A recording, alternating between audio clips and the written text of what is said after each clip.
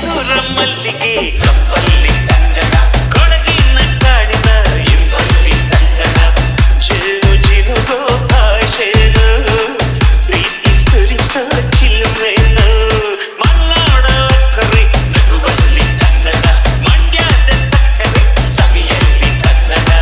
ನಮ್ಮ ನುಡಿಯೇ ಚಂದನ ನಮ್ಮ ಪದವೇ ಅಂದನು ಅಪ್ಪ ಕಣ್ಣು ಜೀವ ಕಣ್ಣು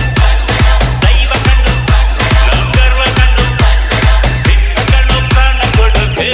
ಈಗ ರಾಜರ ನಾಡು ನುಡಿಗೆ ಈಗೆಲ್ಲ ಜಲ ನಾಡು ನುಡಿಗೆ